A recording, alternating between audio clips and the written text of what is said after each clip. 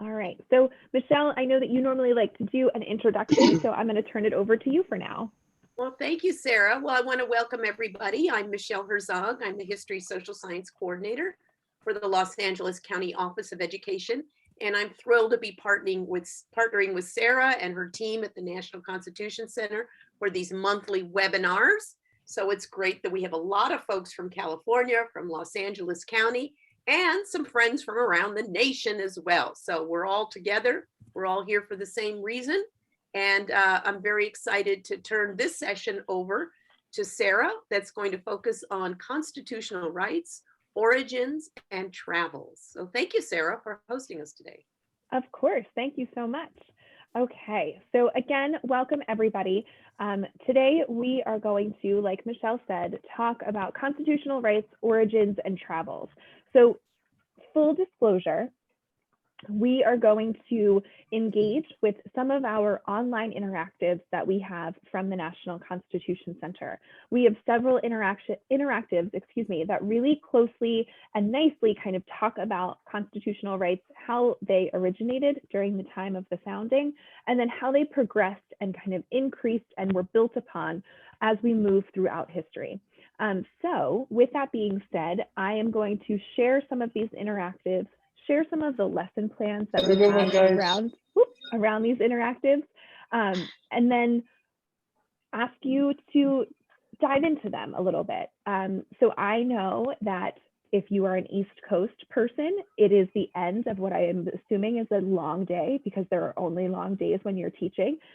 So feel free to participate as much as you would like in these different activities and things like that.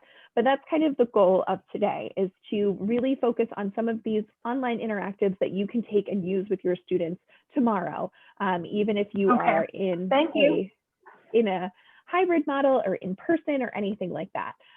So as always, please feel free to send questions through the chat. Feel free to unmute your microphone and ask questions. I always welcome interruptions as we move through these topics that we cover today. So here is the official agenda for our session. We're going to do some introductions. I will introduce myself. I have to write it down because I always forget to do it. I'll introduce the center. You all have been sharing who you are in the chat, which is fantastic. If you haven't already done so, feel free to share who you are, what you teach, where you're from. So like I said, we can all kind of start to get to know each other. We will start to explore all of these resources that we have, online interactives, and the lesson plans and resources that we've built up around those online interactives. I have a breakout room activity planned, and then some additional supplemental interactives that I think would be helpful for everybody as we cover this topic of constitutional rights, origins, and travels. So by way of introductions, hello. Good evening on my side of the country. I am Sarah Harris. I am the Director of Education at the National Constitution Center in Philadelphia. A show of hands, who has been to Philadelphia or the National Constitution Center? Anybody? Fantastic, awesome. So I have worked at the National Constitution Center for almost 3 years. It'll be 3 years in the beginning of June. And before that, I was a high school history teacher at a high school in Burlington, New Jersey for about 5 years. So my background is in education, secondary education specifically, and history. All right, so just a little bit about who we are as a center. So we were chartered by Congress in 1988. And part of that congressional charter was that we are responsible for disseminating information about the US Constitution on a nonpartisan basis in close proximity to Independence Hall. So for those of you who have been to the center before, you know that that second part of our mission we have achieved, right? There's huge, beautiful windows on the front of the building that overlook Independence Hall. The other part, disseminating information on a nonpartisan basis, is something that takes a little bit of work and a little bit of time and energy. So hopefully, as we interact with all of these resources and materials today, you'll see how seriously we take that component of our mission, of what we do.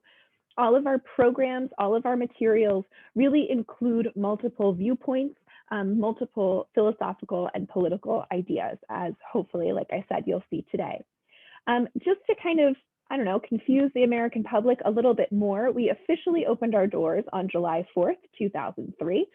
So we've been open for almost 18 years at this point, with our exhibit spaces that we'll kind of talk about a little bit today. We just opened one, our newest one, in August on the 19th Amendment, which I'll share some of those online interactives that you can share with your students today as well.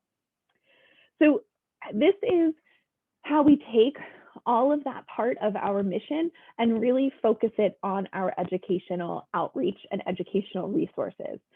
So we start with this framework with historical foundations through storytelling. And these are really just those stories that set the historical context necessary to understand what's going on constitutionally. I am sure that all of us could rattle off our favorite stories from history, the ones that really engaged us with specific topics or that our students really responded to. I know that there could be kind of one word or person or event that I would mention when I was in the classroom, and all of my students would just roll their eyes because they knew that there was this kind of story coming that I would inevitably get super excited to tell them, and they would all just kind of, roll their eyes at me. But those are the stories that really engage everybody, and that's the method that we employ to really set this historical foundation necessary for students to interact with and understand the Constitution. So we build on that with constitutional thinking skills. And these are resources that we have that allow students to engage with the Constitution in a meaningful way. So how do they kind of sift through that language? How do they not just kind of understand what the words are saying, but also understand how that component connects to the broader historical realm that they're also learning about? And then finally, and this is my favorite part, how do we get students to then talk about these topics? So once they're learning about these really big historical and constitutional ideas, what can we do to empower students to really share how they feel about this, what they think about this in a way that not only accurately represents their ideas, but also remains civil and respectful to their peers? And then how can they reflect on that? How can they think about the way that they're thinking? How can they think about what they experienced and heard from their classmates? So every single resource that we have kind of includes all of the parts of this framework. I will share everything that I mentioned today, including this PowerPoint, with all of the attendees tonight. I will share that with everybody tomorrow. So you will have access to everything that's discussed. And everything is also linked in here as well, so you will have access to that too. Really, one of the major ways that we maintain this nonpartisan part of our mission is that we deal in what we call constitutional questions as opposed to political or policy questions. So a policy question asks what the government or a government entity or agent should do, and a constitutional question asks what that government constitutionally may or can do. So it's not really a big difference. It's literally just one word, but we're really changing where students are going to find the answers to those questions. So instead of asking students to rely solely on their own personal experiences or anecdotal evidence, we're asking students to go to the Constitution. Now, we present on Civil Dialogue on different really big historical topics to teachers who teach more than just social studies, different topics other than social studies. And what I often say is this is kind of the difference between an emotional question and an evidence-based question. So emotional responses are completely acceptable, right? They're valid. It's a great way to kind of get students to feel connected to these topics. But when we're talking about these really big historical and constitutional issues, we want students to start with the document itself, with the Constitution itself. So that's kind of the difference between these two types of questions. Here we just have examples. So a political question is, should the federal government increase income taxes? And the constitutional question is, does the federal government have the authority to tax individuals? So this is just a really kind of basic example of both types of questions and what to expect from them, so that you can kind of see it right there in front of you. All right, any questions? I know that was just kind of a brief introduction, but does anybody have any questions about any of those components that we just discussed before we really dive into some of these online interactives? I will do my best to keep my eye on the chat as well. Sometimes, as I'm sure you all know, it's difficult to balance presenting and reading the chat and looking at all of your faces.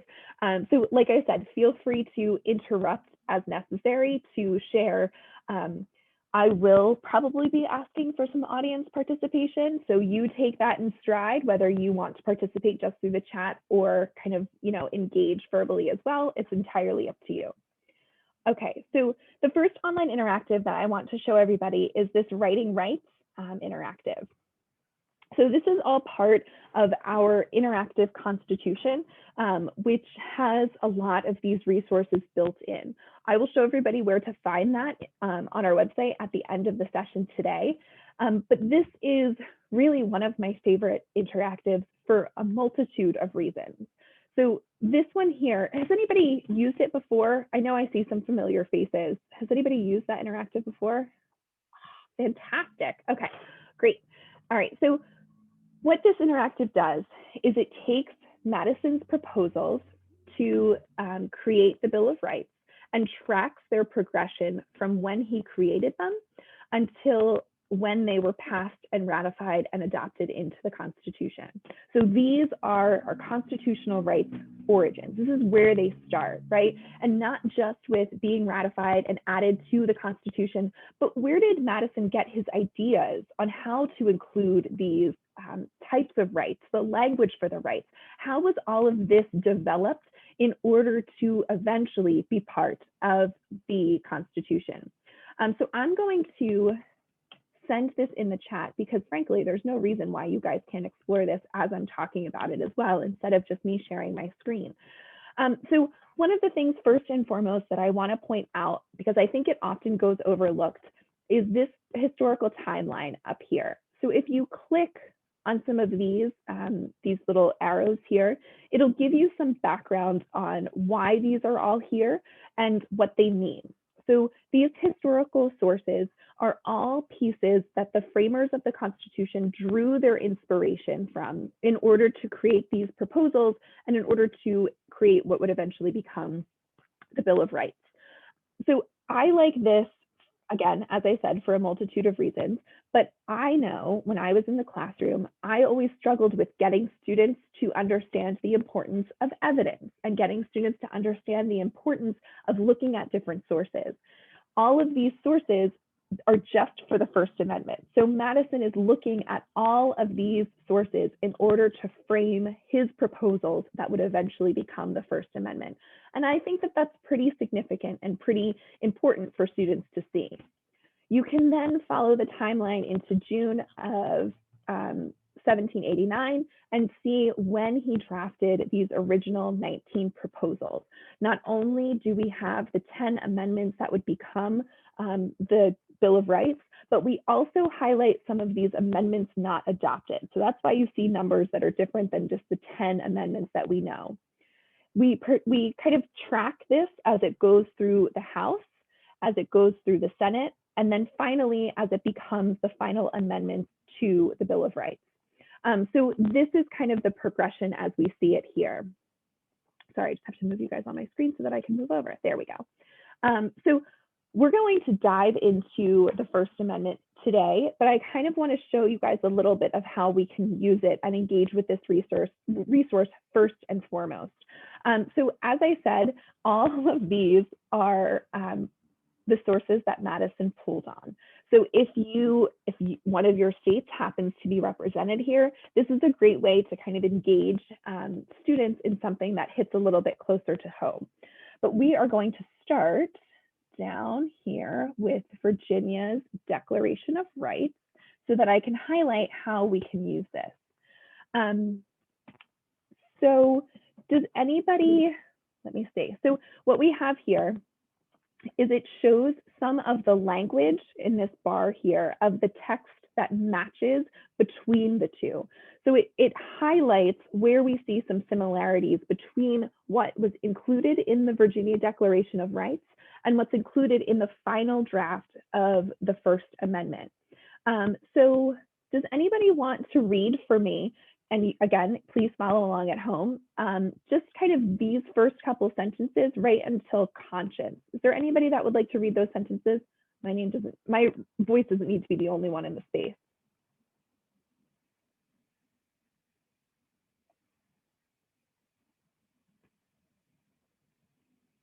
No? All right. Well, okay, I I'll will. play. I'll play, Sarah. Okay. Now tell me again, what part am I reading? So you're reading from the beginning until conscience right here, Okay. right in the third line. Virginia Declaration of Rights, that religion or the duty which we owe to our Creator and the manner of discharging it can be directed only by reason and conviction, nor by force or violence, and therefore all men are equally entitled to the free exercise of religion according to the dictates of conscience. Fantastic. Thank you, Michelle. So feel free, again, unmute or share in the chat. Are there any words in there that jump out at us as, individuals, as educators, or any words that we would want our students to really kind of hone in on and really focus on in just that small section there? Anything that we can pull out of just that part of the Declaration of Rights? Yeah, Linda. All men are equally entitled to the free exercise of religion. Fantastic. Yes, thank you. Kimberly also commented on free exercise. Chris said conviction we owe to our Creator, says Michelle. Stacy says nor by force, which was a kind of phrase that stuck out to me too. Okay, fantastic. So we can also, we're kind of pulling out some of the same language that we're going to eventually see in the First Amendment. Kara said conscience. That's one that jumped out to me too. So we're already kind of seeing how some of these different rights that are included in the final draft of the First Amendment are kind of playing together already in some of these early sources. All right, so we're also going to look at the New Hampshire Constitution. So we discuss a lot about kind of state constitutions in a lot of our programs and the influences that they really played on all parts of the founding documents, on everything that kind of came out of that generation. So that this kind of highlights some of those components as well. All right, so we have, let me make sure I'm getting my year right, New Hampshire Constitution. All right, make sure that I have the right one because there's multiple, obviously. All right, so here we go. Okay, so this one looks a little different, right? It has less matching words, as we can see, between the final draft and this one here, but it's still kind of relevant and important to analyze some of this language in and of itself as well. So for this one, does somebody want to just read the first two sentences for me? They threw in a lot of bolded words here. Thank you so much, Kimberly. New Hampshire Constitution. Among the natural rights, some are in their very nature unalienable, because no equivalent can be given or received for them. Of this kind are the rights of conscience. Thank you. I always love it when you read stuff for us because you have that really fantastic, announcer voice. That's awesome. All right. So again, any words in here that really jump out at us? Anything significant that we pulled out of this, just these two sentences that Kimberly read for us? Yeah, Linda. Natural rights. Fantastic, right? Unalienable, coming up time and time again. That's wonderful. And one of the reasons why I like to show this one specifically is that I love this idea of unalienable. It's something that we talk about so frequently when we talk about the founding generation, right? When we talk about these documents. So this idea of what that word actually means, right? That no equivalent can be given up to get anything back for it.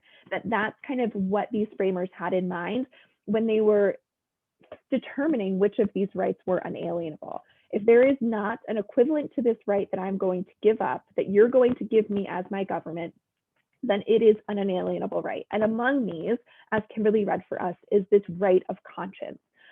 So again, whenever we're talking about these founding principles or whenever we're talking about these founding documents, this is a really fantastic resource to use, even if you're not eventually going to get to the amendments or the Bill of Rights itself. But it's a really good kind of starting place to incorporate all of these ideas and lessons. So I'm going to now go to the other New Hampshire Constitution here, same year. And I would love it if somebody could just read this whole section for me. So we have a 16% text match. So hopefully even some more of these words start to jump out to us as connecting to the final draft of the First Amendment. But this one's long. Any brave souls that would like to read this one? I'll read for you. Thank you, Kara. So, the liberty of the press is essential to the security of freedom in a state. It ought therefore to be inviolably preserved. The freedom of deliberation, speech, and debate in either house of the legislature is so essential to the rights of the people that it cannot be the foundation of any action, complaint, or prosecution in any other court or place whatsoever. Fantastic. Thank you. All right, same drill. Any words, any ideas or phrases that jump out to us in this version of New Hampshire's Constitution? Liberty of press, thank you, Thea, absolutely. Viable, Stacy, thank you. Anything else? Deliberation, speech, and debate, Cody, absolutely. And the thing that really jumped out to me at this one was Cody mentioned deliberation, speech, and debate. In this specific constitution, though, we're not talking about the right or the freedom of deliberation, speech, and debate for the citizens of New Hampshire. We're discussing this in the legislature, right? Which is an idea that we also see in the Articles of Confederation, right? Freedom of speech is present in the Articles of Confederation, but only as it applies to the legislatures themselves, right? So people in Congress have the right to speak freely when making these decisions and discussing laws. The American citizens have no such right that's bound by the Articles. But this is an idea, again, that we start to see kind of in tracing along other founding documents and not necessarily just the Constitution. Brittany says essential to the rights of the people, which is fantastic. So again, you can kind of see how these proposals are moving from these sources. You can see what the text of Madison's proposal is by clicking on 4, 5, or 6 here.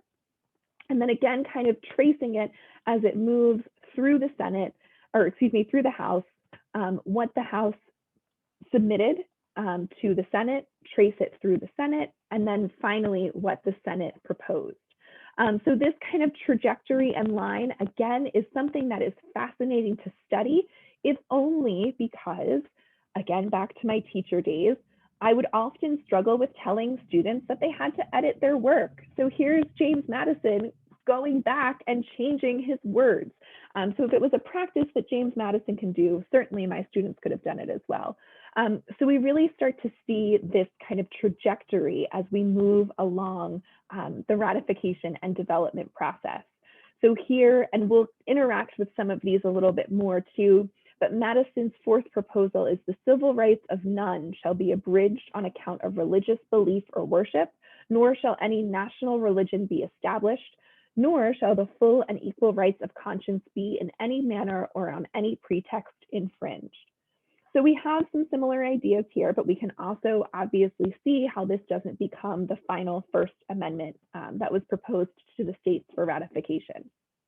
So going through all of these resources, especially where writing rights is concerned, we have a lesson plan built around that. So we're going to kind of interact with that a little bit right now and have some time to explore this resource a little bit more independently. So what I will do is I will share a chart that we have from this lesson that explores the freedom of conscience and the First Amendment as it moves through the trajectory that we just followed. So I will share all of these copies with everybody in just a second. And using that Rights Interactive, you'll look at some of those sources that are mentioned for your specific proposal. Make note of any repeated words among all of the sources and anything that's surprising or interesting that's used in any of these proposals as well. So we'll come back together as a group after about 10 minutes. You can feel free to turn off your camera in that time if that's something that you feel a little bit more comfortable just not having you working on the screen. So here's what I will do. I'm going to send this first one in the chat, and I am going to ask you all to try to open it. Hopefully it will force you to make a copy of this. So once somebody tries, if you could just give me some kind of confirmation that I actually did it right and that is the case, awesome, fantastic. So the one that I just sent is Madison's proposal 5. This one here is Madison's 4th proposal. Oh, nope, the first one was 6, sorry guys. And then this one is 5. So again, look at it as somebody who wants to kind of interact with these primary sources as an educator, but also look at it about kind of what you would hope your students would what kind of connections they would make, what topics would really jump out at them. So as I said, I will set a timer for 10 minutes. Feel free to kind of explore this, but when we come together, here's what we are working towards, just so that you guys can kind of see the end result. So after the 10 minutes, I'm going to ask at least 2 people to kind of share what they encountered in their exploration of writing rights for their specific proposal. And then we'll do some kind of Padlet exercise to collect all of our thoughts. All right, so any questions before we begin? Again, as I mentioned before, I completely understand that you all have, for the most part, unless you're in Hawaii, put in a full day's work. So please feel free to, oh no, I don't think that you should have to sign in, Rob, but I will check that as soon as I start the timer for anybody. If anybody else is having problems accessing the document, please feel free to private message me or message me in the chat. But as I mentioned, please feel free to put in whatever kind of level of engagement with this, even if it's just a cursory glance so that you can see how your students would interact with this. All right, so 10 minutes, we'll all come back together. I will send a 2-minute warning out at 8 minutes left.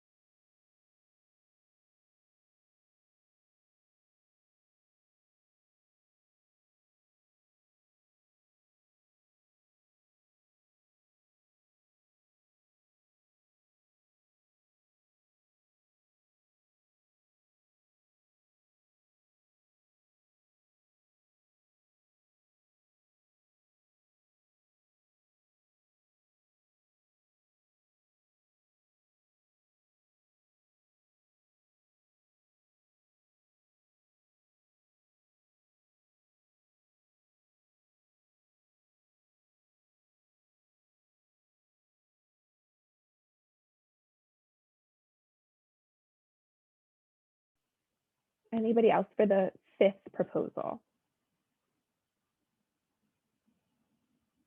surprised how simple in comparison to this language the First Amendment became. Yeah, right. There's a lot, right? A lot that they are kind of trying to include in one of these things. And then the text that finally came out of it. I'm going to talk a little bit about our scholar exchanges at the end of our session today, but I know quite a few of you have participated already, but it's one of the things that our scholars talk about, how the Constitution in its form is intended to be readable, and how important that was. So that really is wonderful.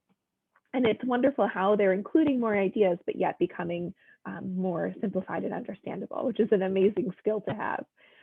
Anybody who had the sixth proposal who wants to share anything that they encountered, any words, phrases, ideas that jumped out to them, or that you would hope would jump out to your students? Rights, people, redress of grievances, petition, fantastic. Petition, assembly, grievances, illegal to prosecute for petitioning the government. Importance of the right to challenge the government. That's great. And as we kind of talk about this right to petition too, you know, it's so amazing to just track that that rights trajectory throughout history as well, and how it was so fundamental during the founding era and beyond to groups that didn't have a voice in the government, how the right to petition was often used by those groups who did not have the right to vote. And how, you know, it might not necessarily be the part of the First Amendment that we study or talk about as much today, but how vital it was for those underrepresented or not represented groups at all during the time of the founding and the Civil War and things like that.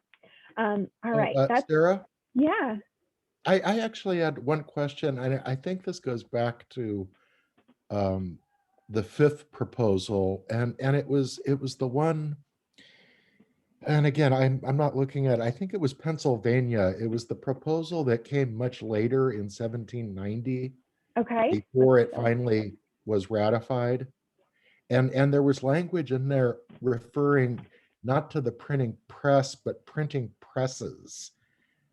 Do you know what I'm talking about? I mean, and All right. Yeah. yeah, and it almost as if to refer to like the machinery itself and the technology. And I'm just wondering if you knew any context of that, or what concerns they had. I mean, I would venture a guess to say that that's exactly what they meant, that they did actually mean the physical, Right. you know, machinery of it all, and how those needed to be accessible to everybody. But you're right, it's very interesting that that kind of tangible object is, it's Right. very rare that you see that kind of tangible side of, sorry, there's people running by my house in kilts right now. One of the joys of working from home. So you're right that there, especially when we're talking about the First Amendment and the freedom of conscience and the freedom to think and to feel and to do all of those things that the government can't control, that this would be a specific, tangible thing that the government was actually protecting. I will say that, as you can see by the asterisk there, this is obviously after the ratification of the Bill of Rights. But it does kind of show this idea of continuity throughout all of these state constitutions. But that's a really fantastic point to bring up, John, and I will absolutely do a little bit more research, ask some of our constitutional scholars on staff, and ask them if there's anything that would show kind of why that one would be what they would include. That's great. Thank you so much. Any other ideas, anything else that really jumped out to us when we were looking through this? Oh, fantastic. So Wes said that perhaps it's to allow the inspection of the printing plates relative to what was being printed as a transparency piece. So we have some kind of other parts to this puzzle as well. So, and for the sake of time, we can kind of explore some of this, you know, as we move through, but I did make this Padlet, and everybody, if you just want to open this Padlet up, you can see the other two questions that are then associated with this lesson. So as I shared in the chat before, all of these documents, all of these charts are part of a broader lesson about the freedom of conscience specifically, which is kind of what we're driving students to get to. But these are kind of the summary questions, the wrap-up questions that we would ask students. So how might combining Madison's 3 proposals into a single amendment have affected and continue to affect interpretation of the First Amendment? And what questions about the freedom of conscience do you think are still unanswered? So if you, has anybody used Padlet before? All right, fantastic. So if you want to take a moment, and if everybody just wants to answer on one question, what you can do is, some people coming in. If you have not used it before, you can click on this little plus sign in the lower right-hand corner to add a post. I'm going to move it because I don't know why it's doing that. You can add your name if you want to, and then kind of move it underneath the question that you're answering. So I'll give everybody just kind of 3 minutes to answer one of these questions. I'll delete my nonsense post.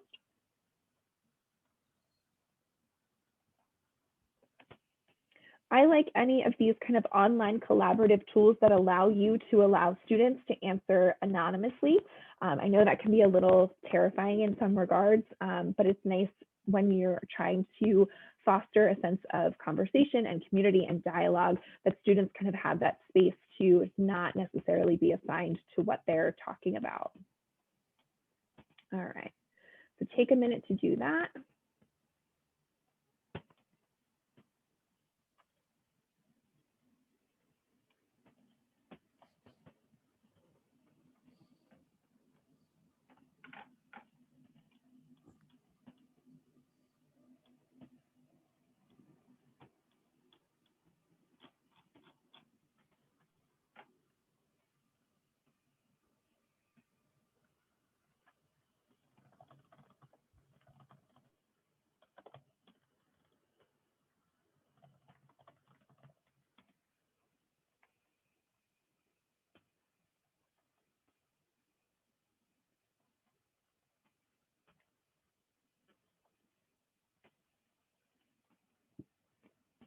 All right, this is looking great.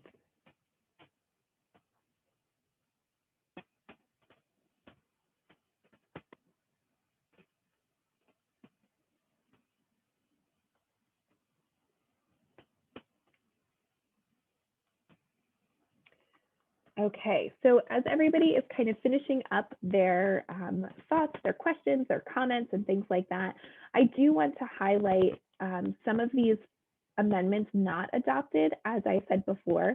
So if you click on, so we were at the First Amendment, and if you click on here, you can see all of the amendments in the Bill of Rights, but you can also see the proposals that were not adopted.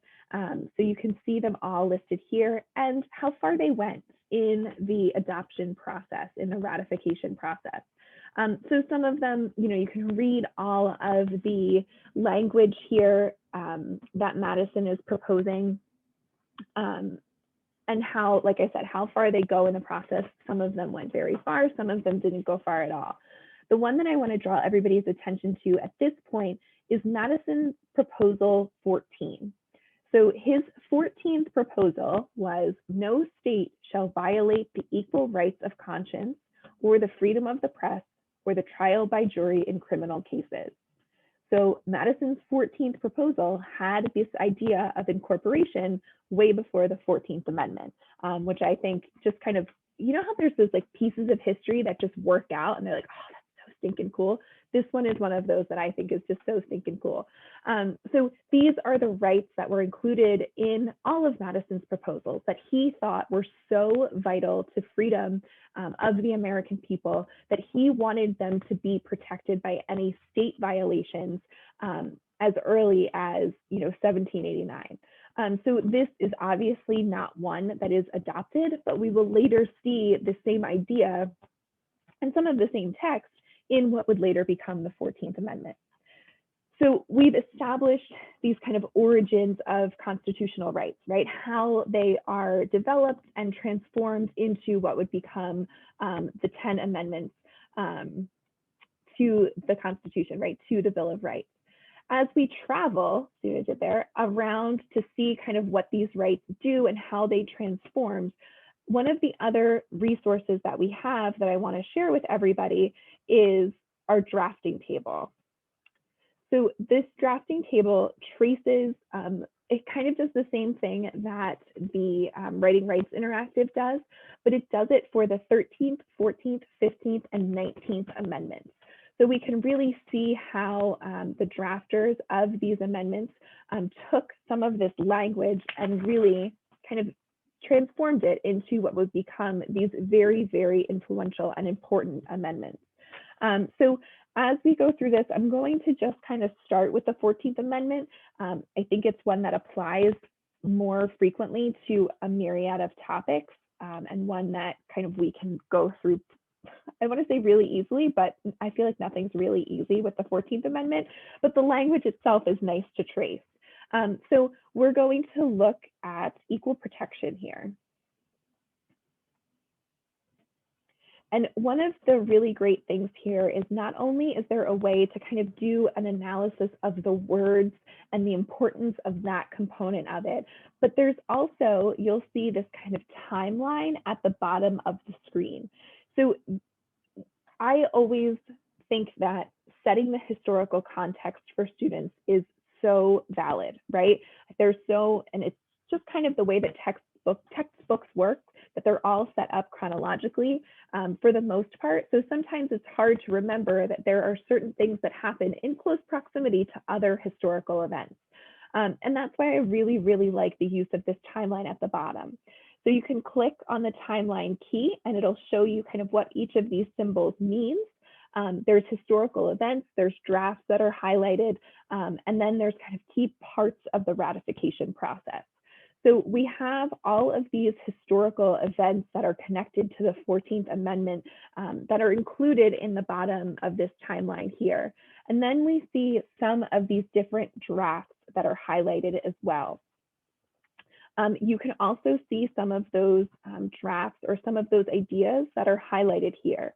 So this story of the 14th Amendment and the language kind of included in it starts with Thaddeus Stevens proposing racial equality on January 11th, 1866. And you can kind of see what his language was here. So let me, just like I did last time, let me send this through the chat in case anybody else wants to follow along at home. But the language that's proposed here says all laws, state or national, shall operate impartially and equally on all persons without regard to race or color. So we again start to see some language that kind of carries through, some ideas that carries through until the end of the 14th Amendment, but we really start to see changes and developments to this language to what would later become the final amendment that is adopted. And we also see the difference in kind of how these are being summed up. And that's an important distinction to keep in mind when we talk about the 19th Amendment too. But Stevens is proposing racial equality. Along those same lines, Bingham is proposing equal protection. So then that conversation starts as to what is the difference between those two?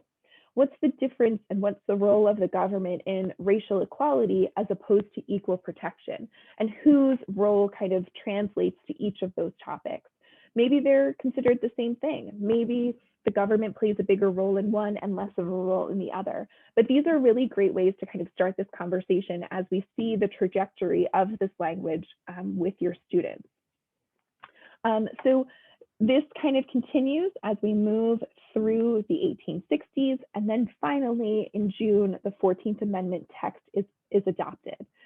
So if everybody kind of looks at all of this text for the 14th Amendment, and there is a lot, right? There's a lot of language here that goes into what would later become the text of the amendment. So I'm going to kind of again ask you to, let's do this and open up this next Padlet instead. There we go. Oops. There we go. So go through some of these various drafts of the Equal Protection Clause and the eventual language of the 14th Amendment. And again, kind of pick out some words or phrases or people that you would want your students to highlight and put them in that Padlet. We'll do just 5 minutes for this one, I think. Yep, perfect. So we'll just do 5 minutes. But again, you can kind of see what the language is like in all of these proposals here. Hopefully everybody is able to access this and the Padlet. Hopefully there's no restrictions like in Google. But again, what words or phrases jump out at you? What words or phrases would you want your students to highlight as they move through this? And then, like I said, we'll just come back together in 5 minutes to look at that Padlet again.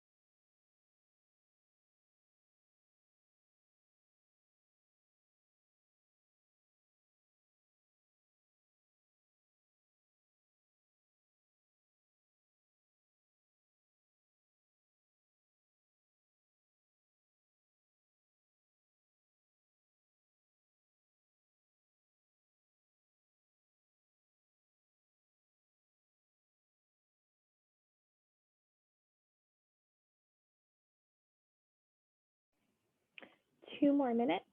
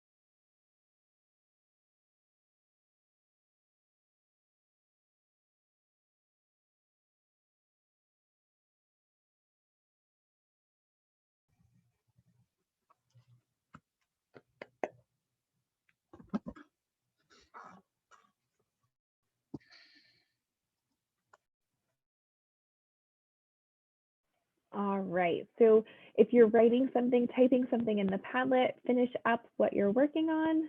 Let's take a look. Oops, let me open the right Padlet.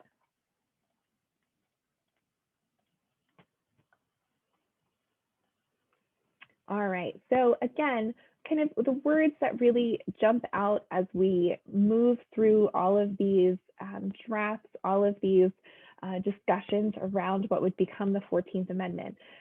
So you can really see,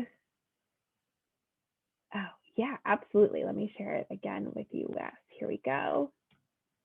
All right, so privileges and immunities. Today I did several scholar exchanges on the 14th Amendment, and it was fascinating to discuss privileges and immunities, and privileges or immunities, and which part of the Constitution both of those phrases are in. So great comment, whoever left that one.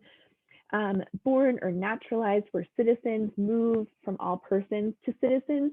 And that kind of language is something that I think is really fascinating to trace as well, especially when you start to look at the historical context of what is actually happening as those changes are being made. The right to vote, male inhabitants of such state being 21 years of age. That's great, right? The 14th Amendment is the first time that the word male is included in the Constitution, much to the chagrin of the suffragists who were fighting first for abolition before the Civil War, and then also, after the Civil War. So that really drove a wedge in the women's suffrage movement, the inclusion of the word male, the ratification of the 15th Amendment as well. So that's a great point to make. Specified race and color, which was left out of the 14th Amendment, both include states. These are fantastic things to kind of pull out of this trajectory. Now, in addition to looking at the words that are included in the 14th Amendment, kind of in its deliberation process, we also have clips from a theater piece that we opened when we opened our Civil War and Reconstruction Battles for Freedom and Equality exhibit. 14 is the name of this theater piece, and it was created solely with the use of primary sources. So everything that is spoken during the 40-minute piece all comes directly from primary sources. It opens up with Frederick Douglass's letter to his former master, which is a fantastic and really kind of moving speech. And it also goes into some of these debates around the 14th Amendment. So in the follow-up email that I send out tomorrow, I will include the link to that clip. It really highlights each of the sides of the debates in Congress around the 14th Amendment in a way that just is kind of a different medium, a different method than just looking through these words. So before we kind of move on to further explore the travels of these constitutional rights, I also want to highlight some things with the 19th Amendment too. As I mentioned earlier in our session, we have our newest exhibit about the 19th Amendment and how women won the right to vote. So again, you can choose whichever provision you are interested in, voting rights or the enforcement of the 19th Amendment. It highlights some of these primary sources that you see on your screen. And then it again kind of goes through the different language of the amendment itself. It also has this timeline at the bottom of different dates and specific historical contexts. You can see that some of it kind of jumps around a little bit. It goes from 1776 to 1840. In 1776, the great state of New Jersey, which is where I'm from, allowed women the right to vote. In its original state constitution, women had the right to vote. Some people were kind of wondering, was this actually the case? And New Jersey then decided to specifically say, yes, we said what we said. Women have the right to vote as long as they meet all of the other requirements. It was not long-lived. By the early 1800s, women lost the right to vote.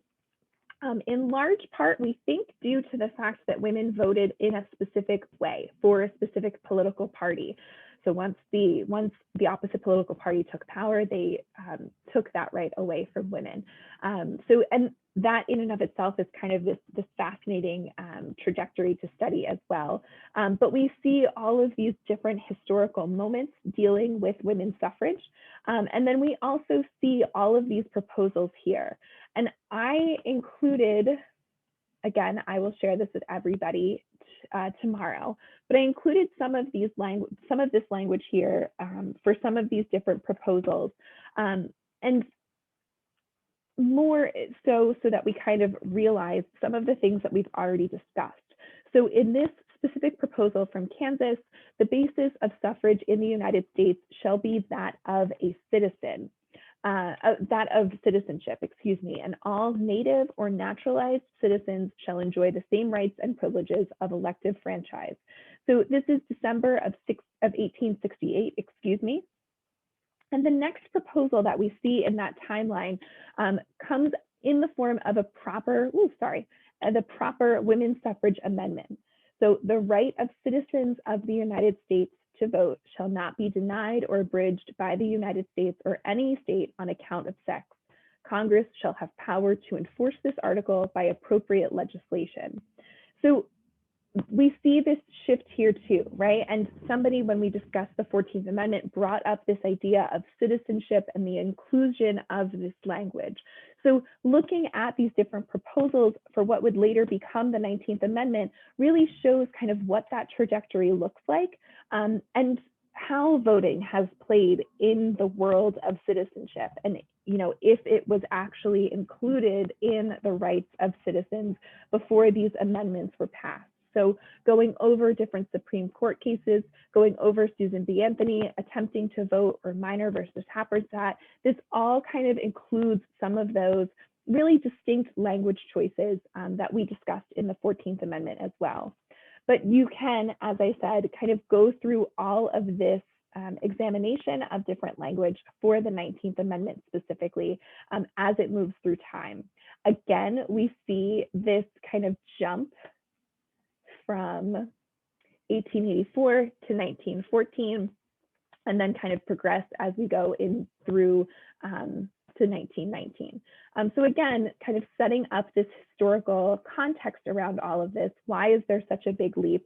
What's happening in history during that time that would account for it is a really important part of the story for students to learn as well. So I would highly recommend kind of exploring some of those resources a little bit more, and I will highlight some supplemental resources that can be used for all of these too. The one that I want to kind of make sure that I go over is this rights around the world. So as we kind of broaden our travels component of the session, this is a great resource to use, again, for a variety of reasons. One, there's kind of geography included, so fulfilling some of those factors are really, really helpful. But this interactive really can kind of start the conversation or continue the conversation about how studying constitutional rights and the world in which they live can sometimes be two different conversations. And I'll explain what I mean. This interactive itself, you can look at all of the rights that are expressly granted to American citizens in the Constitution. And if you click on that right, it will show you all of the other countries across the world who have the same right expressly granted in their Constitution.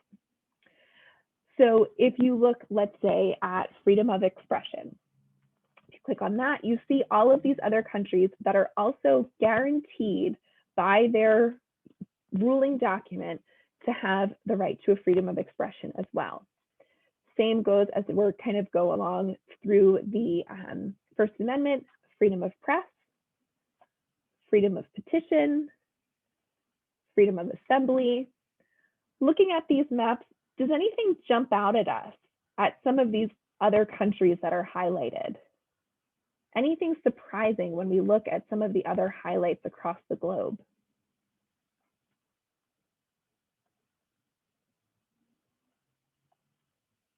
I thought I saw that Canada does not have the right to petition their government. Is that right? Yeah, that's what it looks like. Yeah, absolutely. That is interesting. France doesn't have assembly rights. Fantastic. How few nations, absolutely. If we look at some of these other nations that are highlighted as well, right? The freedom of assembly or the freedom of expression. We see these types of rights in places like Russia. And if you click on that, it will show you exactly what their founding document, their constitution includes. So we see in Russia, everyone shall be guaranteed freedom of thought and speech. Australia has nothing. If we look at China, Citizens of the People's Republic of China enjoy freedom of speech, of the press, of assembly, of association, of procession, and of demonstration. History tells us that's not necessarily always the case. So this is a really great way to kind of have that conversation of what is actually written and what actually happens. And not just in these other countries, right? Somebody brought up some kind of current events issues happening today that we can turn the mirror inward and look to see what rights are explicitly granted and written down, and what is actually happening. It's interesting how some rights may be on the books for a nation, but not really allowed. Absolutely, Thea, that's a great point. So this is part of that kind of broader conversation. What does that look like? What is it? How do you kind of separate those constitutional rights with those practiced rights or enforced rights? We had a scholar at one of our previous summer teacher institutes who spoke of separation of powers. And she spoke of how when she taught law school, she would do this exercise with her students very early on in the school year. And she would give them two constitutions that lacked a nation assigned to it. They were just kind of two constitutions that the students were asked to read. And they were asked to decide based on those constitutions where they would want to live. She told the story that 90% of her students chose to live in the place that guaranteed this freedom of expression and freedom of thought and freedom to do with your body what you choose, and all of these wonderful, lofty freedoms. Come to find out that her students were accepting this constitution, this founding document from the USSR. So the point that she was making is just this distinct difference between what is written down and what is practiced, and how oftentimes you see this discrepancy at least lessened in countries that have a robust system of separation of powers. And that those separated powers, those checks and balances, are what prevent different countries from not practicing those rights that are guaranteed in their founding documents. So that in and of itself is another part of the conversation. But this interactive really does kind of let you see how these rights compare to different countries around the world. Oh, fantastic. So Wes, I will send this through the chat. It is also linked in the, presentation that I will send out tomorrow. So you'll be able to access that directly from the presentation as well. So again, you can also, I don't think that I said this already, but you can also click on a country. I know somebody commented on Australia. And it will show you all of the rights that overlap. So that will, if you click on Australia, it'll show you all of the rights out here where they overlap with the rights in our Constitution. So again, it's a really great opportunity to explore some of those rights. Oops, excuse me. And it allows you to kind of use this other means. Oh no. Web server shown is down. Is anybody else having difficulty accessing this? Let me see if I send it again. Here, let's try this.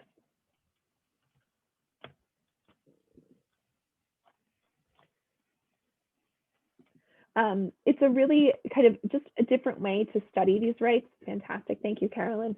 But again, any opportunity to really interact with the primary sources of the text itself is also really, really valuable. All right, so as I mentioned, in addition to these different kind of interactives that we also have some that are based on some of our newest exhibit spaces. So as we kind of talk about what this idea of traveling constitutional rights means, right? Does it just mean exploring their interactions with different countries?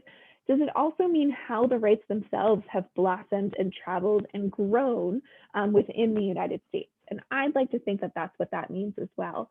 So I wanted to highlight some other interactives that we have that are physically in the exhibit spaces, but if you're not able to come to us, we can also kind of show these off as well. So in May of 2019, I believe, we opened our Civil War and Reconstruction exhibit. This is an exhibit that works in 3 parts: before the Civil War, during the Civil War, and Reconstruction after the Civil War. However, about 2/3 of the exhibit space itself is dedicated to Reconstruction. It's one of the only museum spaces that does that, excuse me. So these interactives really highlight some of those components of Reconstruction that often go undeveloped, undiscussed. This first one here is my favorite. So this one, office holder by the numbers, will show you the number of office holders, of African-American office holders in that state during Reconstruction. I find that this is often kind of shocking to students to see the amount of federal officers, local and state officers as well, that African-American males were able to hold this office during Reconstruction. So you can learn a little bit about some of these office holders as well. But one of the things that we really highlight in this exhibit space is that oftentimes we discuss Reconstruction as kind of this failed point in American history, this time that didn't work out for the country. But in reality, there were some really, really successful parts of this time frame. And one of them is the ability of African Americans to hold office, of African Americans to vote relatively unencumbered for that time frame. So this is a really important, really empowering, really vital piece to kind of share with students as well, as we highlight some of these different office holders in the South during Reconstruction. Again, you can learn about all of these. First Amendment, or excuse me, primary sources are always great to kind of share with students as well. So in addition to this, we also have In Their Words, which is again featured in our exhibit space. I'll share the link to it as I talk about it as well. So during the Great Depression, there was this push by the Works Progress Administration to talk to formerly enslaved people who gained their freedom during Reconstruction and really to hear about what the definition of freedom means to them. So it's recorded by, voice actors, but all of the words are their own. So again, this really amazing opportunity to share these firsthand experiences with students, especially kind of as it moves throughout history. We have people who were gained their freedom, who won their freedom during Reconstruction, but they're being interviewed during the Great Depression, which is this, again, kind of huge historical timeline that's really, really important to share with students as well. So this is a really great resource to use for that component. As I mentioned, our newest exhibit space on the 19th Amendment also has two of its own online interactives. This one is The Awakening, and this shows a timeline of states that women won the right to vote. So you can see that there are states added to the map. Eventually, you'll start to see some states also disappear from the map as they rescind women's suffrage. There goes Wisconsin. But based on this key here, you can see how much suffrage women have in that particular state, whether it's full suffrage, whether it's just in presidential elections, or partial suffrage, or no suffrage at all. What I also enjoy is when you click on the state itself, it will give you an explanation of kind of what that state allowed everybody to do. But then you can also read the text of the law, of the Constitution, of whatever piece of legislation is granting women suffrage during this time frame as well. So that just kind of tracks the whole entire process as we move to 1919. You can see the states that never granted women suffrage until the 20th Amendment was passed, the 19th Amendment was passed, excuse me. So this is a really great online interactive to use as well. And then finally, this one here, as we kind of talk about these rights growing and traveling and including more people, this one is all about the debates around the ratification of the 19th Amendment. So you can click on any of these topics and see arguments that both supported and opposed women's suffrage in regards to this. There will always be kind of a picture or a political cartoon or something like that. You can view the cartoon and see some of the citation for it so that you can use it in your classroom or with your students. And then you can also listen to some of the arguments audibly as well. There's an option to hear more quotes and then to see and learn about some of the people who made those arguments as well. So not just for federal or state power, but for kind of all of these topics: natural rights, which we discussed before, citizenship, which again, we discussed before, what women want, if there's a race question, a family question, all of these are really kind of highlighted in this online interactive as well. You can see, again, all of these people and hear them and listen to their arguments too. So that is kind of as we explore all of these constitutional rights, not just at the time of the founding, but also as they moved throughout American history, were applied to more people were included in these constitutional rights. All of those online interactives will help tell that story and provide that constitutional context. Just real quick, with some of the time that we have remaining, again, you'll receive this PowerPoint afterwards with all of the links involved. But since we talked about the First Amendment when we discussed the Writing Rights Interactive, I wanted to include links to some of our resources that we have on that topic too. This page will take you to a collection of resources about each of those clauses in the First Amendment, excuse me. Now, these scholar exchanges, I've mentioned them a couple of times. I just want to share some information about what they are, because it's a great opportunity to include some of the things that we've talked about today, or to kind of start the conversation with your students and then follow up with some of the interactives that we discussed. So these scholar exchanges in their public form are free, open source, 30-minute sessions with a scholar from the center and students from around the country. They have the opportunity to engage with their peers, to engage with the scholar, and hear about some type of constitutional topic. This week, we're covering the Bill of Rights. On Friday, every single Friday, we have what we call a Fun Friday session, which normally includes a guest speaker or a tour of one of our exhibit spaces. This week, we have Akil Amar, who's joining us to talk about the Bill of Rights. So that's really exciting. But these sessions normally happen every Monday and Wednesday at 12 o'clock for middle school and 1 o'clock for high school. And then every Friday, like I said, for kind of a special session where we have somebody else come in and share with us. And that is an all ages session at 1 o'clock. In the follow-up material that I send, I will send you a list of all of the topics that we're covering. And it'll kind of include a brief description of each one and then the weeks that they'll happen. We have these planned until the end of May. So it goes until the end of the school year for most teachers across the country. But one thing that you can also do is these sessions are always recorded. So if there is a topic that we've already covered that you might be interested in sharing with your students, you'll have the opportunity to do that with the recording itself. And then we just have one more session. It's hard to believe that it's already April and next month is May, but we have one more session in this series.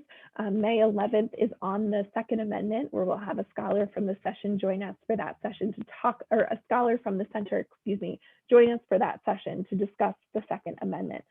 So that's just kind of another opportunity to join us for a session like this. All right. So I am going to stop sharing my screen. And we have just a couple of minutes left. So I want to make sure that I open everything up for any questions, anything that anybody kind of wants clarification on, wants to see again, wants to share the link for. I'm going to stop the recording.